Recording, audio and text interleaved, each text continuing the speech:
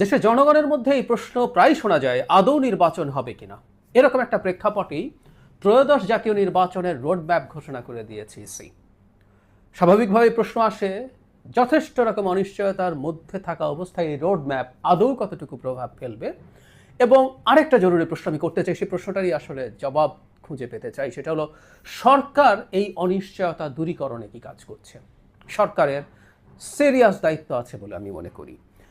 গতকাল নির্বাচন কমিশন তাদের রোডম্যাপ ঘোষণা করেছে। কয়েক দফা বলার পরও পিছিয়ে শেষ পর্যন্ত হলো। আমি খুব বেশি বিস্তারিত বলছি না, এখানে কতগুলো ল্যান্ডমার্ক, যেমন তারা দল অংশীজনের সাথে সংলাপ করবেন, তারপর কবে সেটা করবেন, ভোটার তালিকা হালনাগাদ কবে করবেন, নির্বাচনী আচরণবিধি, এখানে খুব বিস্তারিত ব্যাপার আছে, সেগুলো নিয়ে তারা ফাইনালাইজ করবেন।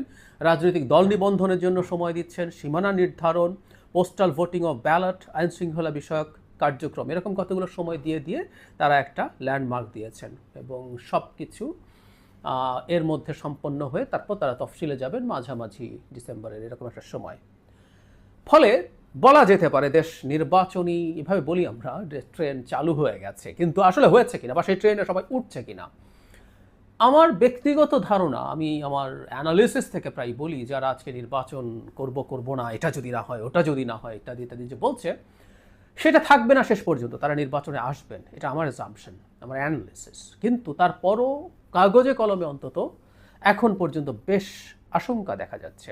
অন্তত দুটো তিনটে আমরা যে দলগুলোকে সিগনিফিক্যান্ট বলবো, জামায়াতে ইসলামী, এনসিপি, ইসলামী আন্দোলন, তারা এখনও নির্বাচনী ট্রেনে উঠছে না বলে প্রতীয়মান হয়। তারা এক একজন এক এক রকম কন্ডিশন দিয়ে নির্বাচনে যাব কি যাব না করছে, এবং কোনোটা এখন পর্যন্ত পূর্ণ হয়নি, এবং কোনোটা আদৌ পূর্ণ হবে বলে মনে হয় না, এটা মোটামুটি নিশ্চিত। বিশেষ করে বিএনপি, যারা এই মুহূর্তে সবচেয়ে বড় রাজনৈতিক দল এবং পলিটিক্সের বা নির্বাচনের সবচেয়ে বড় স্টেক হোল্ডারদের একজন, সে যদি না চায় আসলে সেটা কার্যকর করা যাবে না। এবং যে দুটো দাবি, যেমন লোয়ার হাউসের প্রপোর্শনাল রিপ্রেজেন্টেশন, এটা ইভেন এনসিপিও চায় না, এনসিপি আপার হাউসের চায়। লোয়ার হাউসের কথা বলছে জামায়াত, এবং এখন রীতিমতো গোঁ ধরেছে তারা, এটা যদি না হয় নির্বাচনে যাবে না। ইসলামী আন্দোলনও একই ধরনের কথা বলছিল।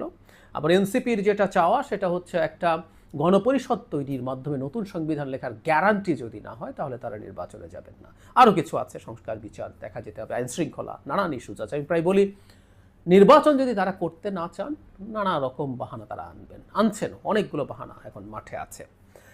তা আমি বলছিলাম যে আসলে শেষ পর্যন্ত তারা এগুলো মেনে নির্বাচনে যাবেন, এগুলো না মানা হলেও আমি যেটা বলছি। কিন্তু আমি সরকারের রোলের কথা এই কারণে বলি, আমাদের প্রধান উপদেষ্টা বারবার একটা কথা বলছেন প্রথম থেকেই, যে দেশের ইতিহাসে শ্রেষ্ঠতম নির্বাচনটা এবার হবে।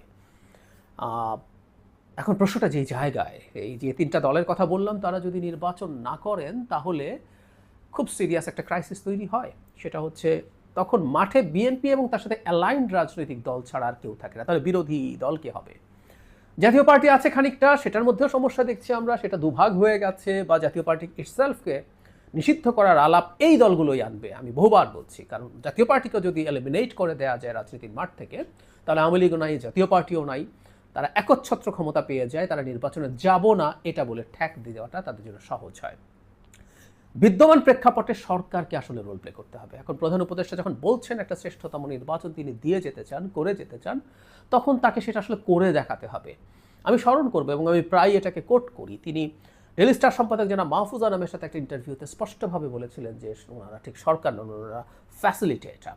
এবং এটা সত্য যে এই সরকারটা কোনো স্পেসিফিক দলের না। আমরা এই সরকারের মধ্যে অন্তত কারো কারো কোনো কোনো উপদেষ্টার কারো কারো প্রতি কিছু বায়াসের কথা আলাপ করতে পারি, স্বয়ং প্রধান উপদেষ্টার বায়াস নিয়েও আমার মন্তব্য আছে, বলেছি।